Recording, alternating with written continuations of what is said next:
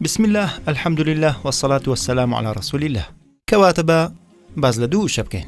پێغەمبەری خوا صلی الله عليه وسلم فەرموویەتی دوو وشە هەن کە ئاسانە لەسەر زمان، قورسە لەسەر تای تەرازو و خۆشەویستە لای خوای میهرەبان. سبحان الله وبحمده سبحان الله العظیم.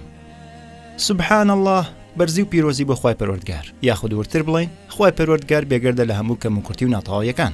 باشە ئەوە سبحان الله. وبحمده وبحمده چوار وشە لە خۆ ئەگرێت. واتە هەروەها، بی واتە لەگەڵ، حەمد واتە هەموو سپاس و ستایشەکان، وبحمده و لەگەڵ سپاس و ستایشی ئەو، جێناوی لەکاوی ئەو، وبحمده و لەگەڵ سپاس و ستایشی ئەو. کەواتە خوای پەروەردگار بێگەردە لە کەم و کورتی و ناتەواویەکان، بە هەمان شێوە هەموو ستایشەکان شایستە بەوە. هەروها ئەلحەمد واتای سوپاسیشە.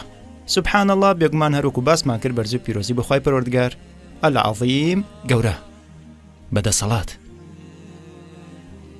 یەکەم وشە سبحان الله وبحمده پێشتر ڕوونمان کردەوە. لێرەیە لە دووەم وشە سبحان الله العظیم، لێرە العظیممان هەیە کە شێوازێکی زۆر گرنگ لە خۆ ئەگرێت بۆ سپاس و ستایشکردنی خوای پەروەردگار. کاتێک کە ئاڵێن خوای پەروەردگار عظیمە، ئەوە واتە هێز و توانا و گەورەی ئەو نیشانەیە کە خوای پەروەردگار گەورەیە بە ذاتی خۆی، هەروەها گەورەیە لە سیفاتەکانیە.